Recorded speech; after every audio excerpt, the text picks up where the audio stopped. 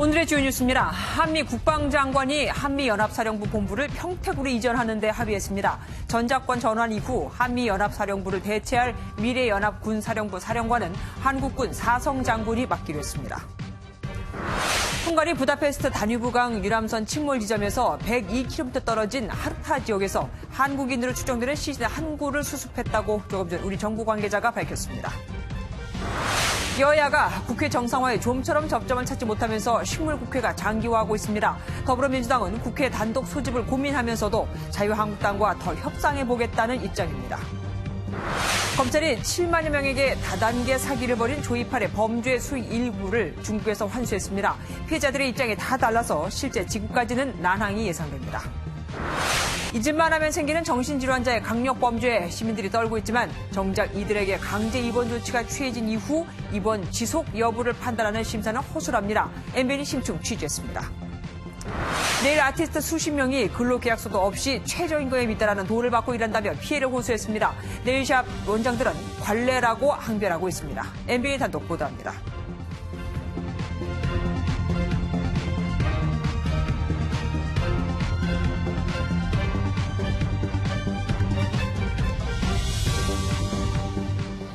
당초 한미는 용산 기지를 평택으로 이전해도 전시 한미연합사령부 본부는 용산에 있는 한국 국방부 안에 두기로 했었지만 오늘 이 계획을 바꿨습니다. 평택 미군 기지 안에 두기로요. 우리 국방부 안에 연합사가 있으면 합동참모의장이 연합사령관을 겸할 수 있지만 평택으로 가니까 연합사령관은 따로 뽑아야 합니다. 미군의 주도권도 상당 부분 유지가 될 거고요. 황정 기자가 보도합니다. 한미 국방장관은 한미연합사령부 본부를 현재 서울 용산에서 경기도 평택 험프리스 기지로 옮기는 데 합의했습니다. 이로써 한미연합사령부 본부는 1978년 창설 이래 40년 만에 처음으로 서울을 떠나게 됐습니다. 연합방위 태세는 그 어느 때보다도 굳건하게 유지될 것이며 우리 한미동맹은 한층 성숙하고 강력하며 상호 보완적인 관계로 진화 발전할 것입니다. 한미는 또 미래연합군 사령부의 사령관을 한국군 사성 장군이 맡는 방안을 승인했습니다. 미래연합군 사령부는 한국군이 전시작전 통제권을 가져온 뒤 재편될 한미연합사령부의 새 명칭으로 미군이 맡던 사령관직을 한국군이 가져오면서 전작권 전환에 큰 틀을 마련했다는 의미가 있습니다. Combined Forces Command is taking to more rapidly fulfill conditions to transition wartime operational control from a U.S. commander to a South Korean commander. 아울러 한미 국방장관은 북한 단거리 미사일 발사에 우려를 표명하면서 앞으로 정보 공유를 포함한 공조와 협력을 강화하기로 했습니다. 셰너헨 장관 대행은 한미 국방장관 회담 뒤 청와대를 찾아 문재인 대통령을 접견했습니다. 문 대통령과 셰너헨 대행은 북비핵화 전까지는 대북 제재를 유지하자는 원칙은 재확인했습니다. 다만 문 대통령은 식량 지원 등 인도적 지원에는 미국의 공조를 당부했습니다. MBN 뉴스 황전입니다. 연합사는 왜 갑자기 서울에 두기로 했다가 평택으로 바뀐 걸까요? 새로 부임한 에이브럼스 연합사령관이 강력히 반대했기 때문인데 일각에서는 우려의 목소리도 나옵니다. 사실 많은 이들이 한미연합사령부는 서울에 있어야 제대로 된 임계점 역할을 하고 미군이 더 방어에 적극적일 것이라고 보고 있거든요. 김근희 기자가 보도합니다. 2017년 송영무 당시 국방부 장관과 브룩스 한미연합사령관은 연합사를 국방부 영내로 이전하는 양해각서를 체결했습니다. 하지만 지난해 11월 새로 부임한 에이브럼스 사령관이 강력히 반대하고 나섰습니다. 가장 큰 문제는 미군 가족들이었습니다. 미군들이 평택기지에 있는 가족들과 떨어져 살거나 용산 인근에 막대한 비용을 들여 새 거주지를 마련해야 하기 때문입니다. 국방부 안에는 연합사만의 독립건물을 마련하기 어렵다는 점도 문제였습니다. 또한 한미연합사령관이 주한미군 사령관, 유엔군 사령관을 겸직하는 구조에서 연합사만 서울에 남을 경우 비효율적이라고 본 겁니다. 미국 측 반대로 우여곡절 끝에 방향을 틀었지만 우려의 목소리도 있습니다. 우리 국방부, 합동참모본부와 위치가 멀어져 유사시 긴밀한 공조가 어려울 수 있다는 것입니다. 미군에 대해서 공격을 가하면 바로 전쟁을 시작할 수가 있습니다. 인계철선 역할이라 그러는데요. 평택 가버리면 이제 서울 방어 의지가 약해질 수밖에 없죠. 다만 우리 군은 연합사의 평택 이전에도 첨단 시스템 등으로 한미 간 소통에 빈틈은 없을 것이라고 강조했습니다. MBN 뉴스 김근희입니다. 헝가리 유람선 침몰 후 실종된 19명 가운데 1명이 시신으로 발견됐습니다. 꽤 멀리 떨어진 100km 이상 멀리 떨어진 곳에서 발견이 됐다고 합니다. 부다페스트 현지 연결해서 자세히 알아보도록 하겠습니다. 연장현 기자, 지금 어떤 상황입니까? 네, 방금 전 한국인으로 보이는 시신 한 구가 추가로 발견됐다는 소식이 들려왔습니다. 이 소식을 전한 건 우리 정부 신속대응팀의 구조대장인 송순근 대령인데요. 현재까지 확인된 부분은 하르타 지역 102km 지점에서 떨어진 곳에서 이 한국인으로 추정되는 시신이 한 구 발견됐다는 점입니다. 정확하게 언제, 어떻게 발견됐는지는 아직까지 확인되고 있지 않은 상황입니다. 헝가리 경찰 측은 이 같은 내용을 전하면서 현재 관련 정보들을 정확하게 확인하고 있습니다. 비슷한 시각 다뉴브강에서 4구의 시신이 발견됐다는 소식도 들어왔습니다. 하지만 이 부분 역시 조금 더 시간을 두고 지켜봐야 될 것 같습니다. 예, 또 오늘 오후부터 잠수 작업이 시작됐고 상황이 좋으면 본격적으로 수색 작업도 한다면서요. 물밑 상황은 좀 어떻습니까? 네, 저는 지금 잠수 작업이 이루어지고 있는 다뉴브 강변에 나와 있는데요. 말씀하신 것처럼 약 3시간 반 전, 그러니까 현지 시각으로 오전 9시쯤부터 이 사전 점검 성격을 띠는 작업에 착수했습니다.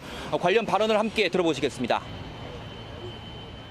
선체 진입은 하지 않고 선체 주변에서 그 여러 가지 작전 상태와 침몰된 선박의 상태를 확인하기 위해서 이미 9시에 헝가리 잠수사 1명이 들어갔다가 30분에 1명이 이미 나왔습니다. 잠수를 마친 헝가리 측 잠수사는 지난주에 비해 현재 수위와 유속면에서 잠수 상황이 좋아졌다고 평가한 것으로 알려졌습니다. 이어 나머지 헝가리 측 잠수사 1명과 한국 잠수사 2명이 순차적으로 잠수한 결과를 종합해서 선체 수색 작업에 대한 최종 판단을 내릴 예정입니다. 헝가리 측은 조금 전 브리핑에서 모레부터 인양 작업에 착수하고 싶다는 뜻을 우리 정부 측에 전했다고 밝혔습니다. 헝가리 측은 이를 위해 대형 크레인을 비롯해서 인양을 위한 잠수 작업 때 필요한 대형 사다리도 준비한다는 방침입니다. 우리 정부는 인양 작업 시 최대한 시신 유실이 되지 않도록 해달라고 당부한 상태입니다. 예, 이 사고를 내는 크루즈선이 독일에 도착했다고 하는데 우리 정부가 가압류 요청했다는 소식도 들립니다. 이례적으로요. 네, 유람선 사고를 낸 바이킹 시기노는 현재 독일에 도착한 것으로 알려졌습니다. 우리 외교부는 헝가리 당국 측에 이 선박에 대한 가압류를 다시 한번 요청하도록 하는 주 헝가리 한국 대사관에 이러한 관련 내용을 담은 전문을 보낸 상황입니다. 헝가리 당국이 침몰 사고 원인 조사를 먼저 끝내고 가압류를 통해 배상 문제 조치를 수월하게 풀어나가겠다는 생각입니다. 현지 체류 중인 가족들은 어제 헝가리 측이 제공한 헬기를 함께 타고 사고 지점으로부터 왕복 150km 구간을 함께 둘러봤습니다. 문재인 대통령은 오늘 청와대에서 수석 보좌관 회의를 주재하고 헝가리 사고 수습 및 철저한 원인 규명 등을 거듭 지시했습니다. 지금까지 부다페스트 다뉴브 강변에서 MBN 뉴스 연장현입니다. 이번 유람선 사고로 많은 이들이 유람선 타기를 꺼릴 것 같은데 아니었습니다. 다뉴브강 유람선 운항이 다시 허가되자마자 바로 성업 중이거든요. 저녁 배는 티켓도 구하기 힘듭니다. 안전 불감증 실태를 노태용 기자가 현지에서 짚어봤습니다. 부다페스트 시내 한 호텔. 이 호텔과 연계된 유람선 상품에 대해 문의했더니 뜻밖의 대답이 돌아왔습니다. 유람선 침몰 사고 다음 날부터 영업이 재개됐는데 예약이 몰린 저녁 황금 시간대는 관광이 어렵고 밤 9시는 돼야 이용이 가능하다는 겁니다. 사실상 유람선 사고 이후에도 별다른 안전 점검 없이 바로 영업이 재개된 겁니다.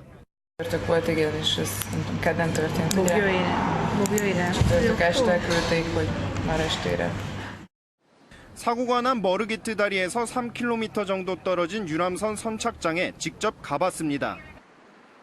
출발 시간이 다가오자 탑승을 기다리는 관광객의 줄은 수십 미터 늘어섭니다. 배에 탑승해 구명 장비부터 확인해봤습니다. Is there any life vest? We have the backside. 구명 장비라고는 달랑 튜브 2개뿐이었습니다. 한국에서 온 취재진을 알아보고 애도를 표한 러시아 관광객은 사고 이후에도 달라진 게 없다며 불안감을 털어놨습니다. People must protect and must have some safe jacket. We don't see anything which can, in the case of some problems, will help us. Strange. 밤 10시가 다 됐지만 다뉴브강에는 유람선이 앞다퉈 운행되고 있습니다.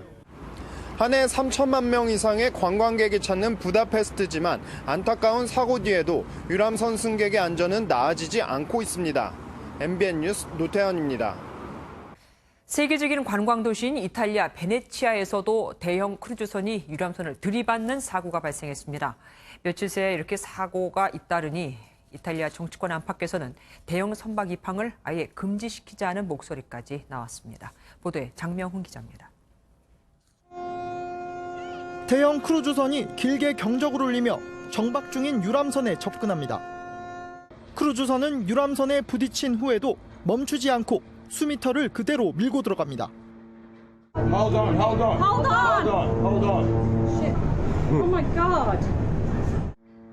유람선의 뒷부분은 심하게 찌그러졌습니다.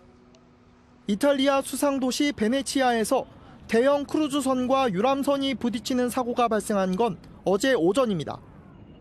Stava spaventosamente avvicinando verso di noi e io ho avuto la percezione che venisse qui, infatti è andata. 다행히 이 사고로 유람선 탑승객 4명과 크루즈선 탑승객 1명이 가벼운 부상만을 입었습니다. 당시 엔진 고장 상태였던 크루즈선은 예인선 2척이 제어하고 있었는데 예인줄마저 끊어지면서 결국 사고로 이어졌습니다. 대형 사고가 잇따르자 폭이 좁은 강이나 운하에서는 이들 선박 통행을 제한해야 한다는 목소리가 나오고 있습니다. Auguro che questo sia l'ultimo campanello d'allarme e che finisca questa cosa basata su interessi di guadagno. 이탈리아 건설교통부 장관도 이번 사고는 주데카 운하에서의 크루즈선 운항 금지 필요성을 알려준다고 강조했습니다. 로이터 통신은 헝가리 유람선 전복 사고를 언급하며 유럽 도심 지역 내 대형 선박 운항의 안전 문제가 중요 이슈로 떠올랐다고 지적했습니다. MBN 뉴스 장명훈입니다. 다음 소식입니다. 국회가 2달째 멈추어서면서 모든 민생 법안과 7조 원 가까운 추경도 그대로 잠들어 있죠. 여야 모두 국회를 정상화해야 한다고 입을 모으면서도 이런저런 조건을 붙이기 때문입니다.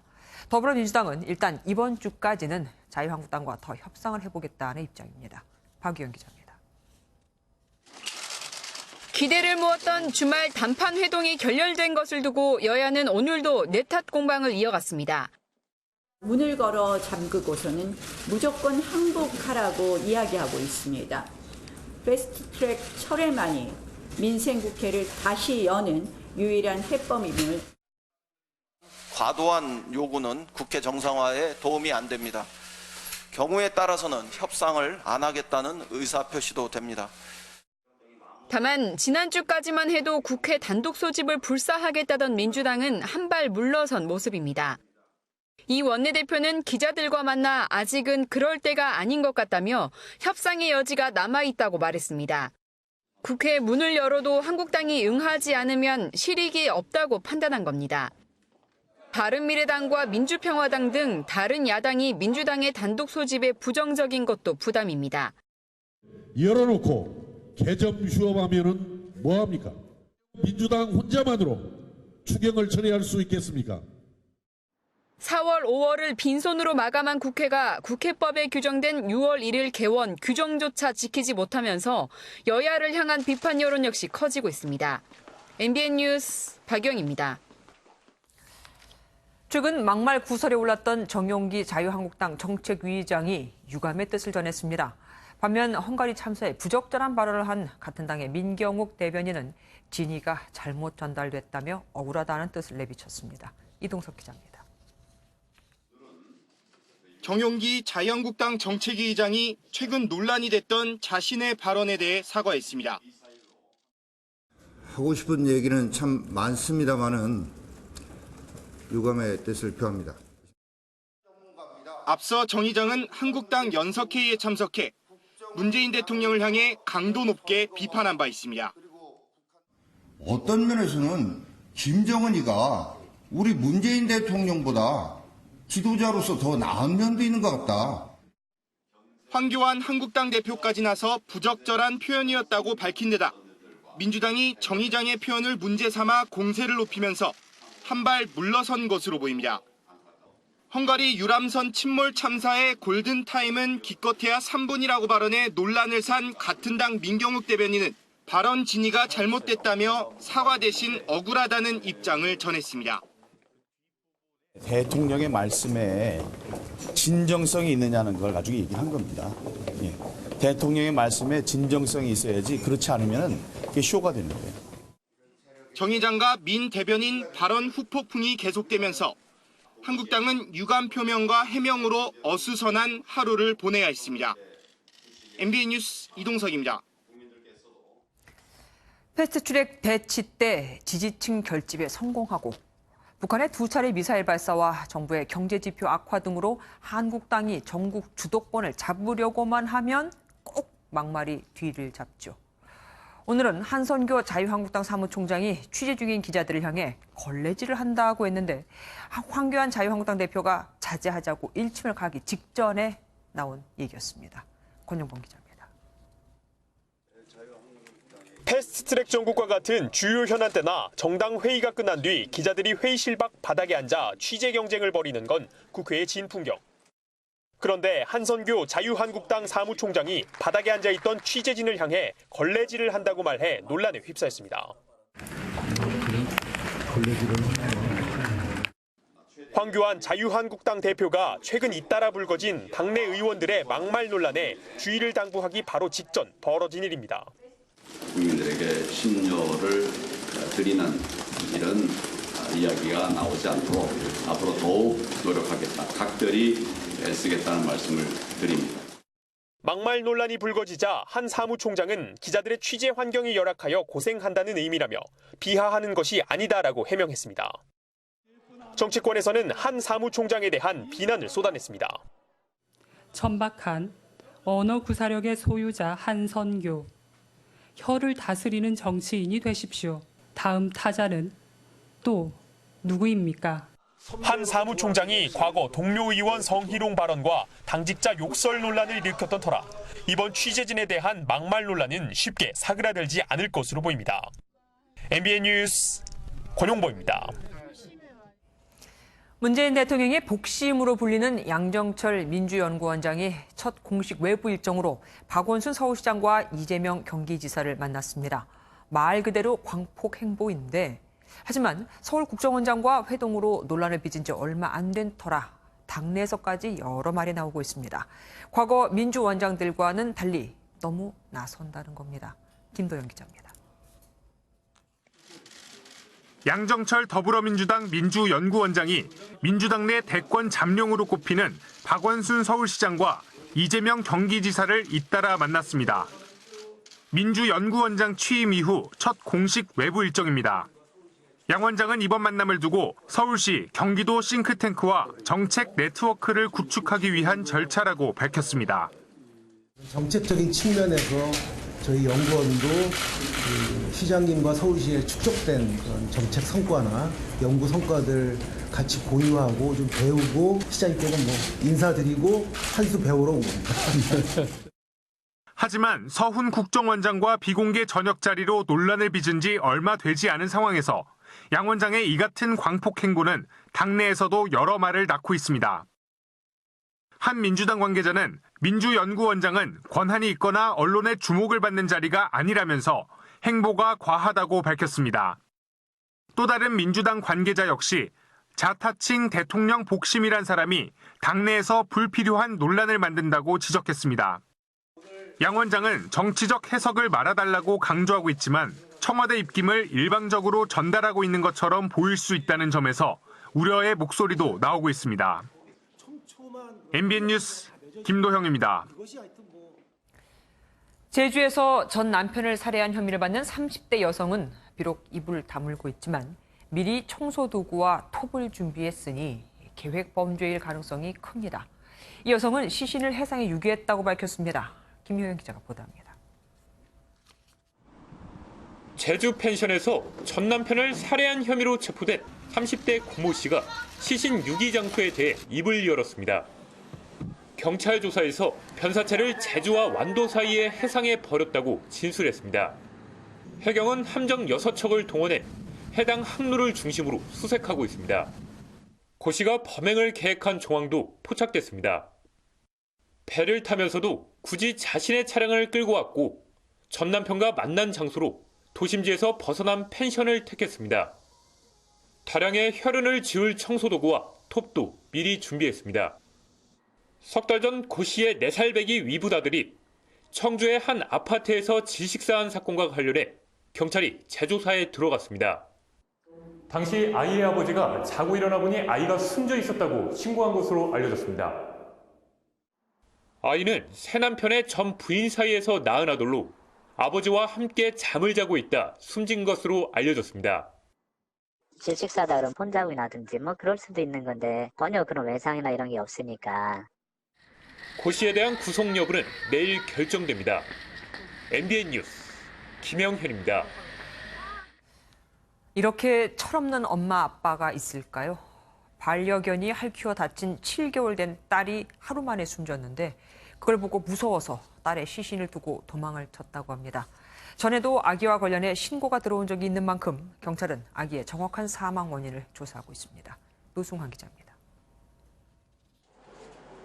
구급대원들이 아파트에서 뭔가를 들고 나옵니다. 어젯밤 생후 7개월 된 아기가 숨진 지 이틀 만에 발견됐습니다. 아기 아빠 엄마가 연락이 안 되자 집으로 찾아간 외할아버지가 발견하고 경찰을 불렀습니다. 각각 21살과 18살인 아기의 아빠와 엄마는 뒤늦게 경찰을 찾아와 일부 사실을 털어놨습니다. 이들은 지난달 30일 아기가 반려견에 핥히어 연고를 발라줬는데 그 다음날 숨져 있었다고 경찰에 진술했습니다. 돈도 없고 무서워서 숨진 아기를 그냥 두고 집을 나왔다라고도 말했습니다. 자기 지인들 집에, 친구네 집에 같이 다니는 거야. 일단 뭐 어떻게 해야 될지 몰랐다라고 해가지고 일단 자리에 뗀 것 같아. 다만 아직 아기가 반려견 때문에 숨졌는지 다른 원인이 있는지는 확실치 않습니다. 아기의 부모는 보름 전 딸을 유모차에 태운 채 방치해 경찰에 신고가 들어간 사실이 드러났습니다. 경찰은 아기 부모가 경찰에 자진 출석한 점을 감안해 부검 결과를 본 뒤 수사를 이어갈 계획입니다. MBN 뉴스 노승환입니다. 모텔에서 20대 여성이 숨진 채 발견됐습니다. 피해자는 이날 이 여성을 처음 만난 30대 남성으로 도주 15시간 만에 검거됐습니다. 이재호 기자입니다. 경기도 오산의 한 모텔입니다. 어제 오후 8시 40분쯤 이 모텔에 투숙한 20대 여성이 숨진 채 발견됐습니다. 숨진 여성은 이보다 앞선 오후 5시 20분쯤 한 남성과 함께 방 안에 들어갔습니다.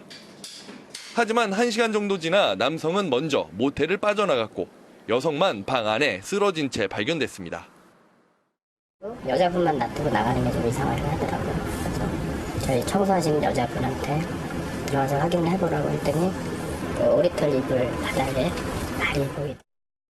여성의 목을 졸라 살해한 남성은 모텔 근방에 사는 30대 회사원으로 채팅 앱을 통해 여성을 만났다고 알려졌습니다.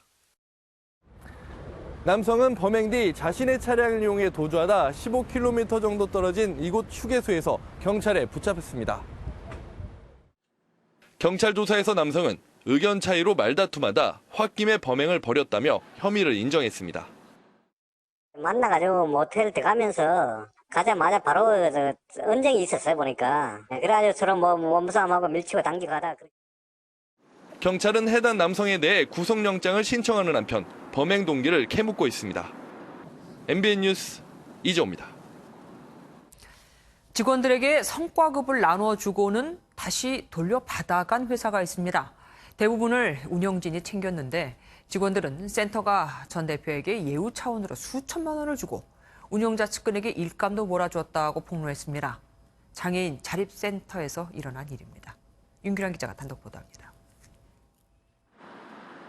정부와 지자체로부터 한 해 50여 원을 지원받는 한 장애인 자립센터입니다. 이곳 직원 중 일부는 센터로부터 매년 200만 원 가량의 성과급을 받았습니다. 하지만 센터에선 성과급을 못 받은 다른 직원에게도 분배하겠다며 돈을 다시 걷어들였습니다. 알고 보니 돈 상당수는 대표 등 운영진의 주머니로 들어갔습니다. 성과급이라는 걸 만들었고 다시 빼서 책임자들이 더 가져가기 위한 편법을 쓴 거라고 보는 거죠. 뭔가 증거 자료는 남겨야 되니까. 직원들은 센터가 전 대표에게 한 해 수천만 원을 줬다고도 주장합니다. 센터가 운영하는 카페입니다. 직원들은 센터 사업과 관련된 공사 등의 일감을 현 센터장의 배우자에게 몰아줬다는 의혹도 제기했습니다. 그렇게 해야 추후에 또 같은 정관예우를 받을 수 있잖아요. 카페도 했었고 센터도 뭐 이전도 하고 했었는데 늘 공사는 배우자인 그분이 늘 진행을 했어요. 센터 측은 여러 의혹에 잘못이 없다는 입장입니다. 성과급 회수는 강제하지 않았다고 말합니다. 서로 나눈 거 있지. 센터에서 회수해가지고 뭐 나누거나 그러지는 않았던 걸로. 급여 기준에 따라서 이제 그 직원들보다는 급여가 조금 많으니까. 해당 센터는 지난해 수천만 원의 활동 지원금 부정 수급이 드러나 대표에게 벌금 100만 원이 내려진 데 이어 최근 수천만 원대 부정 수급이 추가로 확인돼 경찰 고발됐습니다. MBN 뉴스 윤기란입니다. 218개 문장 중 177개 문장이 완벽하게 일치하는 논문. 하지만 그 어디에도 참고나 인용을 했다는 표시도 없는 논문이 있습니다. 부산의 한 대학 총장이 쓴 건데 이 논문으로 연구비도 타내고 근무 평점에서도 가점을 받아 챙겼습니다. 박상호 기자가 단독 보도합니다. 부산의 한 대학 총장이 지난 2010년 쓴 논문입니다. A4 용지 22페이지 분량입니다.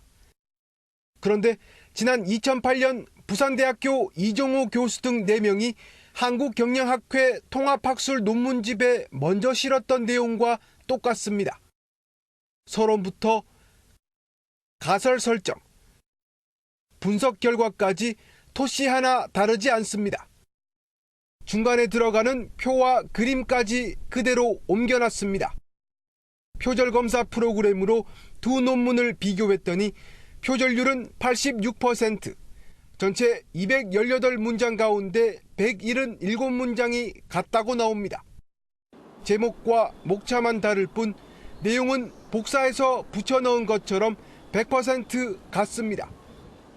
하지만 이 논문을 참고했거나 인용했다는 표시는 없습니다.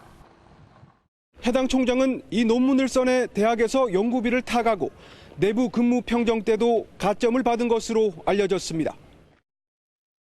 해당 총장은 도의적으로 책임을 느낀다며 당시 대학 내부 논문집에만 논문을 게재했다고 털어놨습니다. 그러면서 윤리위원회의 조사 결과가 나오면 겸허히 받아들이겠다고 밝혔습니다. MBN 뉴스 박상호입니다. 5조 원대 다단계 사기를 벌이면서 피해자 7만여 명에게서 3천억 원을 빼돌린, 그래서 건국 이래 최대 사기범이라는 별칭까지 얻은 조희팔 기억하십니까? 검찰이 조희팔 일당이 중국에 숨긴 범죄 수익 일부를 처음으로 돌려받았습니다. 하지만 피해자들에게 이 돈을 돌려주는 건 생각만큼 쉽지 않습니다. 이혁근 기자가 보도합니다. 희대의 사기범 조희팔의 범죄를 모티브로 한 영화입니다. 한 번은 속인 사람이 나쁜 놈이지만 두 번 속으면 속은 사람이 바보니까. 다단계 사기 행각으로 무려 7만여 명에게 3천억 원을 가로챈 조희팔 일당의 범죄 수익은 상당 부분 자취를 감춘 상태입니다. 그런데 대검찰청 국제협력단이 지난해 7월 조희팔 일당이 중국에 숨긴 2억 6천만 원을 돌려받았습니다. 중국 정부가 다른 나라에 범죄 수익을 돌려준 첫 사례입니다. 검찰은 환수한 돈을 사기 피해자들에게 지급할 계획인데 피해자들의 목소리가 제각각이라 절차는 더뎌지고 있습니다. 사기 피해 구제에 우선순위가 있는 것도 아니고 각각 소송 상황도 달라 환수금 분배를 놓고 의견 통일이 안 되고 있는 겁니다. 검찰은 조이팔 일당이 중국에 추가로 숨긴 자금이 있을 것이라 보고 계좌 추적에 나섰습니다. 검찰 관계자는 의심 계좌에 대해서는 국제 공조를 통해 확인을 요청한 상태라고 밝혔습니다. 검찰은 조이팔 사건을 바탕으로 이번 달 말 열리는 한중 수사협의체 회의에서 추가 공조 논의를 이어갈 계획입니다. MBN 뉴스 이혁근입니다.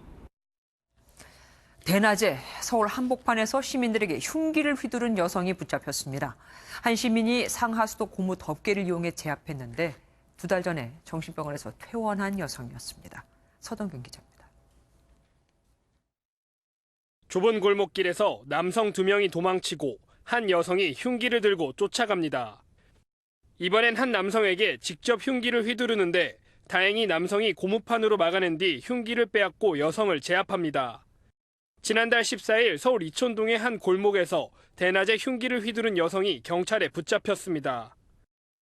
피해자는 평소 요리학원에 다니며 가지고 다니던 식칼로 시민들을 위협했는데 지나가던 시민이 이를 보고 저지했습니다. 다행히 시민의 제압 직후 경찰이 도착했고 별다른 부상자 없이 흉기 난동은 정리됐습니다. 다니시는 분들은 불특정하신 분들은 또 괜히 피해자가 발생되면 피해를 당하시는 거잖아요. 그런 일은 없어야 되겠다는 생각밖에 없었어요.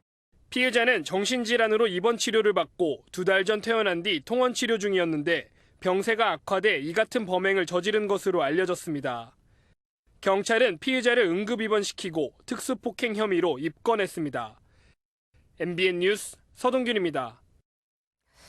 똑같은 편의점에 찾아가 폭언과 폭행을 반복한 정신질환을 앓고 있는 60대 남성에겐 강제 입원 조치가 내려졌습니다. 하지만 해당 편의점 직원들은 불안해하고 있습니다. 3개월 뒤면 퇴원할 수 있고 그럼 보복도 당할 수 있거든요. 임성재 기자가 취재했습니다. 편의점 계산대에 놓인 물건을 집어 던지고 급기야 가판대를 쓰러뜨립니다. 이미 며칠 전엔 출동 경찰관도 아랑곳하지 않고 점원에게 주먹을 휘둘렀습니다. 조울증을 앓는 60대 이모 씨입니다. 이 씨는 주로 인적이 드문 밤이나 새벽 시간대 점포를 찾아 혼자 있는 아르바이트생에게 위협을 가했습니다. 경찰이 출동해도 귀가 조치되기 일수. 결국 한 달 새 6번 이상 행패가 반복되고 나서야 강제 입원 조치가 됐습니다.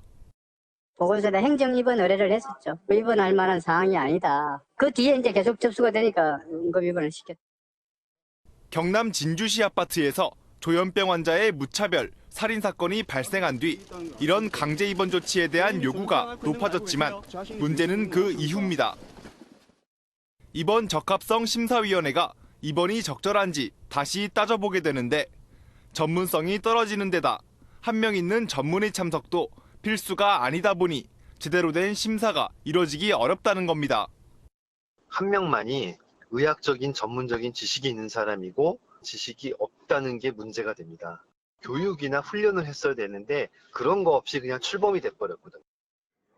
실제 전문의 참석 없이 퇴원 조치가 이루어진 경우도 있습니다.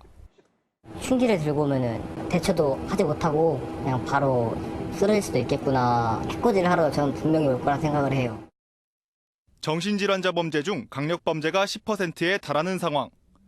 입원 치료를 강제하기 어렵다면 외래 치료라도 충실히 해야 하는데 현실적인 여건이 미흡하다는 게 문제입니다. MBN 뉴스 임성재입니다. 원래 의사는 환자 유치를 위해 할인 광고를 하면 안 된다고 알고 있죠. 그런데 지인을 소개하는 환자들에게 비급여 진료비를 할인해 주겠다는 광고는 환자 유인 행위가 아니다. 의료법 위반이 아니라는 헌재 결정이 나왔습니다. 건강보험 적용이 되지 않는 비급여 항목은 경우에 따라 의사가 할인을 해줘도 된다는 얘기가 됩니다. 조경진 기자가 보도합니다. 의사 A씨는 지난 2017년 2월 자신이 운영하는 병원 1층 엘리베이터 앞에 입간판을 하나 세워뒀습니다. 지인을 소개한 환자에게 30만 원 상당의 진료비 상품권을 준다며 한 달가량 광고했습니다.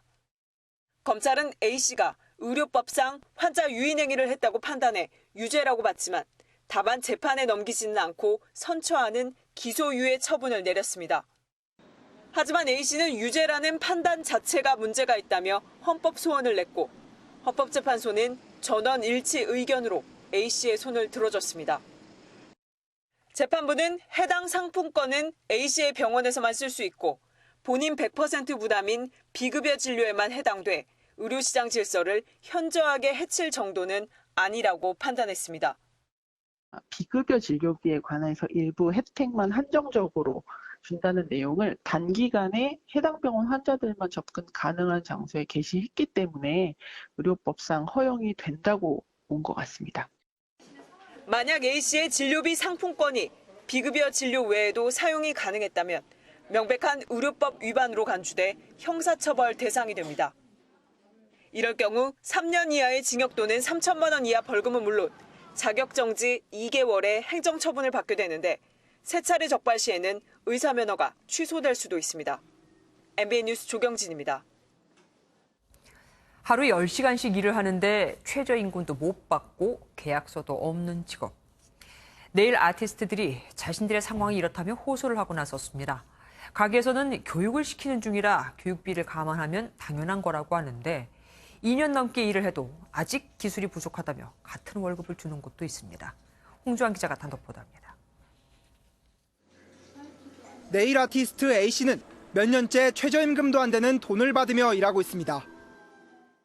이미 자격증도 딴 상태지만 실전 기술이 부족한 초보라는 이유였습니다. 11시부터 10시까지 근무를 했죠. 초봉은 60이라고 얘기를 하셨고 초보니까 기술을 알려준다고 2년이 지난 지금까지도 계속. 대형 프랜차이즈를 찾아도 상황은 다르지 않았습니다. 10시부터 9시 주 1회 근무를 하고 저희가 80이거든요. 많이 잡죠. 한 가게에서만 2년 넘게 일한 B씨도 기술을 더 배워야 한다는 이유로 최저임금을 못 받고 있습니다. 대부분 현금으로 많이, 사실 근로계약서를 쓰는 샵은 저는 보지를 못했어요. 항상 똑같이 하시는 말씀이 원래 그래. 비슷한 내용을 폭로하는 네일 아티스트들의 제보는 수십 건에 달했습니다. 전문가들은 명백한 법 위반이라고 지적했습니다. 수습기간 3개월까지는 최저임금의 90%를 줄 수가 있습니다. 그런데 자격증을 따고 일을 이미 하고 있는 상황이고, 그러니까 청소라든지 네일 보조라든지 이런 업무들을 하고 있다면은 수습기간이 인정이 되지 않습니다. 관련 단체들은 네일 아티스트의 처우 문제에 대해 자신들이 관여할 사항이 아니라고 밝혔습니다. 저희 단체는 위생교육만 하는 거고요. 그 임금 같은 거는 저희는 그 원장님들한테 고용노동부를 확인하라고 말씀을 드리고 관리하는 부분은 없어요. 위생교육을 하던 곳이었어가지고요. 미용 산업의 규모가 날로 커지는 가운데 네일 아티스트의 열악한 처우도 하루빨리 개선해야 한다는 목소리가 높아지고 있습니다. MBN 뉴스 홍주환입니다.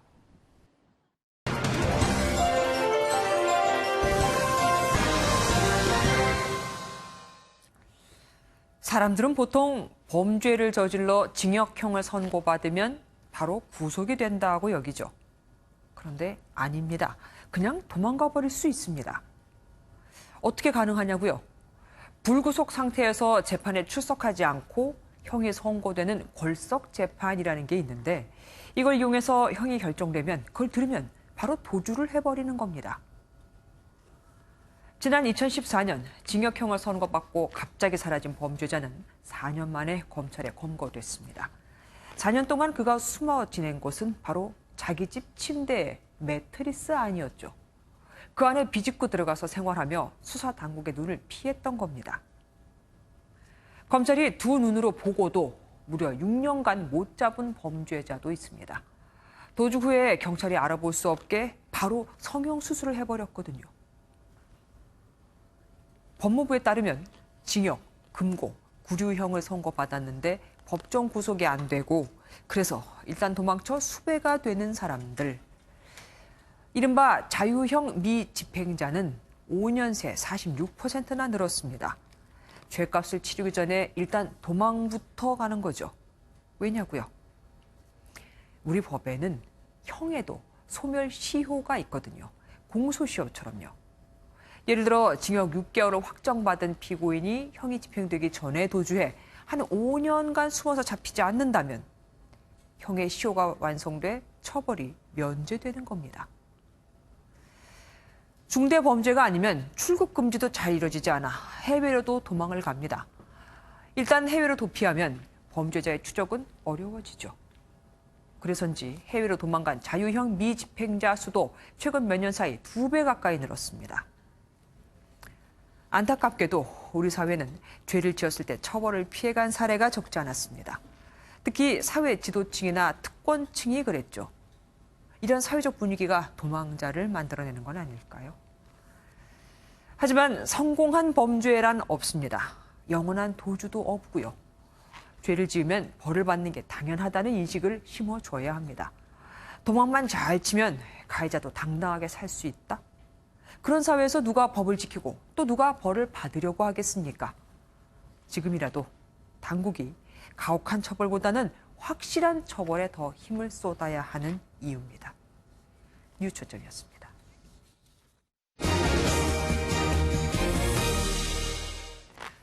숙청설이 제기됐던 김영철 북한 노동당 부위원장이 공개석상에 보란듯이 나타났습니다. 다만 여러 상황을 종합할 때 정치적 위상은 예전 같지 않아 보입니다. 조창원 기자입니다. 김정은 북한 국무위원장이 어제 관람한 공연이라며 조선중앙통신이 공개한 사진입니다. 북한 주요 간부들이 총출동한 가운데 김 위원장의 왼쪽 5번째 자리에 김영철 노동당 부위원장의 모습이 보입니다. 지난 4월 최고인민회의 이후 약 50일 만에 공개 행사입니다. 최근 일부 언론은 2차 북미 정상회담 결렬에 따른 문책으로 김 부위원장이 지방에서 강제노역 중이라고 보도했습니다. 총살당했다던 김혁철 대미특별대표와 김성애 실장의 행방은 아직 알려지지 않았지만 보란듯 김 위원장을 수행하며 건재함을 과시한 겁니다. 한국 언론에서 보도한 것처럼 숙청되지 않았고 시스템이 과거와는 다르다는 그런 거를 좀 보여주기 위함이라고 봐야 되겠죠. 다만 부위원장 가운데 가장 늦은 10번째로 이름이 불려 정치적 위상은 예전 같지 않은 것으로 보입니다. 김영철 동지, 김수길 동지, 김기남 동지를 비롯한 당중앙위원회 간부들. 김 부위원장이 맡았던 통일전선부장직도 현재는 장금철에게 넘어간 상태입니다. 하노이 회담에 대한 내부 징계가 마무리된 게 아니냐는 관측이 나오는 가운데 북한의 대미 협상 전략에 변화가 있을지 주목됩니다. MBN 뉴스 조창훈입니다. 아파트 로또 청약 열풍이 불 때 가짜 임신 진단서를 내는 방법으로 신혼부부, 다자녀 특별 공급에 당첨이 된 사람들이 뒤늦게 적발됐습니다. 정부가 전수조사에 착수했습니다. 이병주 기자입니다. 지난 2017년 분양한 서울의 한 아파트 단지입니다. 주변 시세보다 저렴한 분양가에 평균 청약 경쟁률만 168대 1, 특별 공급도 44가구 모집에 449명이 몰렸을 정도로 인기를 끌었습니다. 정부가 이 아파트를 비롯해 비슷한 시기에 분양됐던 5개 단지를 시범 조사한 결과 임신 진단서를 내고 당첨됐던 83건 중 8건이 가짜 임신 진단서를 제출한 것으로 드러났습니다. 출산 장려를 위해 현재 임신 중인 자녀까지 가점 대상으로 포함된다는 점을 노린 겁니다. 정부는 이 같은 부정 청약이 다른 분양 단지에도 더 있을 것으로 보고 지난 2년간 특별 공급으로 당첨된 3천여 명을 모두 조사할 방침입니다. 임신 진단서나 입양 서류를 내고 특별 공급에 당첨된 가구가 조사 대상입니다. 정부는 적발된 부정 청약 의심자에 대해선 수사 의뢰하고 아파트 계약은 취소 조치할 예정입니다. 공급 질서 교란자로 확정될 경우 주택법에 따라 3년 이하의 징역 또는 3천만 원 이하의 벌금에 처해지게 됩니다. 또 지난 3월부터는 처벌이 강화돼 부정 청약에 따른 이익금이 1,000만 원을 넘으면 이익의 최대 3배까지 벌금을 물게 됩니다. MBN 뉴스 이병주입니다. 숫자를 보는 오늘의 뉴스입니다. 내년 달력하면 거의 모든 직장인들이 가장 먼저 생각하는 건 바로 휴일 날짜 수일 겁니다. 내년은 관공서 공휴일은 일요일 52일, 국경일과 설날, 어린이날 등 15일의 공휴일, 국회의원 선거일과 설날 대체 공휴일 등을 합쳐서 총 69일이지만 일요일과 겹치는 이틀을 빼면 67일이 됩니다. 여기에 주 5일제를 실시하는 기관은 52일의 토요일이 더해지니까 총 휴일수가 119일이 되지만 설날과 현충일 등 토요일과 겹치는 날이 나흘이어서 총 휴일수는 115일이 됩니다. 올해 117일에 비해서 이틀이 주는 거죠. 참, 2월 29일생들은 내년엔 제 날짜에 생일 파티를 할 수 있습니다. 4년마다 찾아오는 윤년이라 2월 29일이 있거든요. 편의점 등에서 수입 맥주 4캔에 10,000원 하는 이벤트 많이 보셨죠? 수입 맥주에는 국산보다 더 적은 세금이 부과되기 때문에 더 이렇게 싸게 할 수 있는 건데 역차별 논란이 일면서 50년 만에 주세 체계가 바뀔 듯합니다. 김민수 기자입니다. 4캔에 10,000원. 수입 맥주에 공격적인 할인 행사가 가능한 건 세금 때문입니다. 국산 맥주엔 리터당 1,344원의 세금이 부과되지만 수입 맥주 세금은 1,199원에 불과합니다. 카스와 하이트 등 국산 맥주에는 마케팅비와 이윤까지 포함된 출고가에, 수입 맥주는 수입 신고가에만 세금이 매겨지는 탓입니다. 실제로 지난 5년간 국산 맥주 출고량은 감소한 반면 수입 맥주는 크게 늘면서 국내 업체가 역차별을 받는다는 지적이 이어지자 조세재정연구원이 주세 개편안을 내놨습니다. 일단 맥주는 현재의 종가세에서 종량세로 바꾸는 방안이 유력합니다. 가격이 아니라 주류의 양에 비례해 세금을 매기는 방식으로, 이렇게 되면 국산 맥주 세금은 1.8% 줄고 수입 맥주 세부담은 늘어납니다. 다만 브랜드나 유통업체 간 경쟁으로 4캔에 10,000원 기조는 유지될 것으로 연구원은 내다봤습니다. 4캔에 10,000원이 뭐 무너지는 거 아니야 이런 얘기 있었습니다만 이렇게 올라가는 것도 있고 떨어지는 것도 있기 때문에. 조세재정연구원은 국산 맥주 중에도 생맥주는 세금이 60% 넘게 늘어나 소비자 부담이 크게 증가할 수 있다며 한시적으로 세율을 내릴 것을 제안했습니다. MBN 뉴스 김민수입니다. 치매에 걸린 할아버지들이 축구를 한다? 상상이 되십니까? 영화 같은 이런 일이 실제가 되고 있습니다. 세계 최초 치매 할아버지 축구단을 강영호 기자가 만나고 왔습니다. 푸른 잔디 위에서 백발이 성성한 할아버지들이 축구 연습에 한창입니다. 패스와 슈팅 하나하나에 20대 못지않은 진지함으로 무장한 이들은 세계 최초의 치매 노인 축구팀 기억축구단 멤버입니다. 치매 노인 7명과 자원봉사자 7명이 모여 지난해 12월 결성된 기억축구단은 평균 나이만 무려 80세입니다. 노인 맞춤형 워킹풋볼을 즐기며 치매에 대한 편견에 과감히 도전장을 던진 이들. 때론 골을 넣었다는 사실마저 잊어버리는 서글픈 장면을 연출하기도 합니다. 오늘 골 2골 넣으셨잖아요.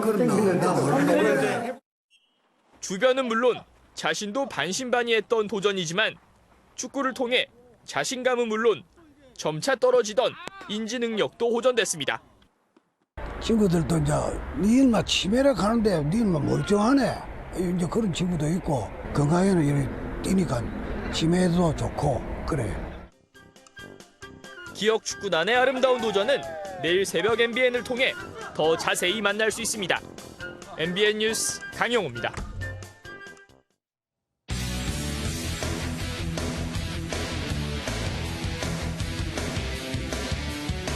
안녕하십니까. 스포츠 뉴스입니다.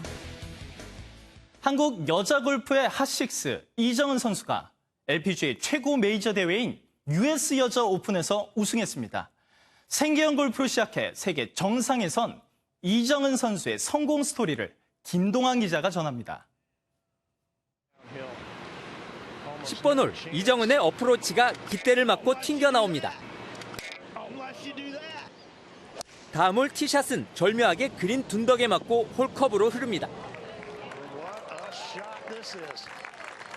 정교한 아이언샷으로 두 타를 만회하고 공동 1위에 오른 이정은은 12번 홀과 15번 홀 버디를 추가하며 선두를 질주했습니다. 추격하던 프랑스의 부티에가 마지막 홀 벙커에 빠지면서 이정은의 우승이 확정됐습니다. LPGA 데뷔 첫 승을 최고 메이저 대회에서 차지한 이정은은 역대 최고 우승 상금인 12억 원의 주인이 됐습니다. 지금까지 우승했던 어떤 대회들보다 정말 느낌이 틀린 것 같고요. 지금까지 골프를 했던 게 생각이 나서 굉장히 눈물이 많이 나는 것 같아요. 교통사고로 하반신 장애를 앓는 아버지를 대신해 돈을 벌려고 시작한 골프로 한국 무대를 평정하고는 아버지 걱정에 고민 끝에 진출한 LPGA에서도 정상에 올랐기에 감격에 북받쳤습니다. 동명이인이 많아 이름 뒤에 숫자 6이 붙은 이정은은 트로피에 리6를 새겨넣으며 본격 핫식스의 시대를 열었습니다. 어차피 한국 선수가 우승할 것이고 LPGA 선수는 이시 6명밖에 모른다던 유명 코치 혜인이의 비아냥에 실력으로 응수한 겁니다. 혜인이는 통계에 기반한 자신의 예언이 적중했다고 둘러대고는 이정은과 LPGA를 장악한 한국 선수의 경의를 표한다며 논란을 매듭지었습니다. MBN 뉴스 김동환입니다.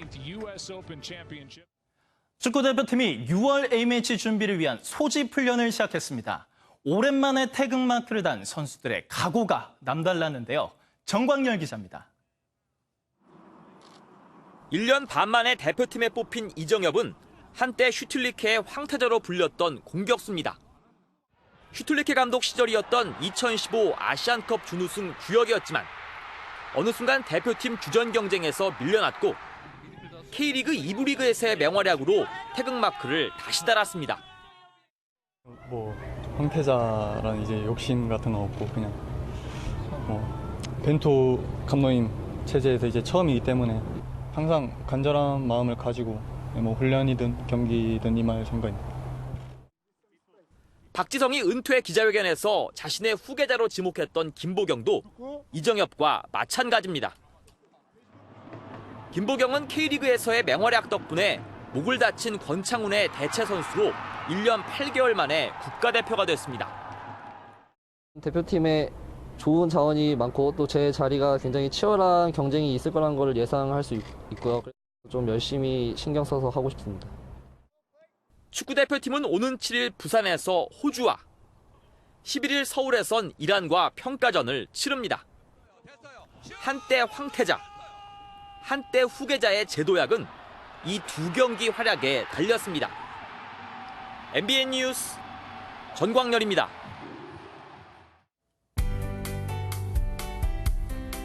대구를 비롯한 영남 내륙에는 폭염주의보가 내려졌습니다. 오늘 전국에서 자외선이 매우 강한 가운데 평년보다 높은 기온을 보였습니다. 내일도 서울의 낮 최고 기온은 29도, 대전과 광주 31도까지 오르겠고요.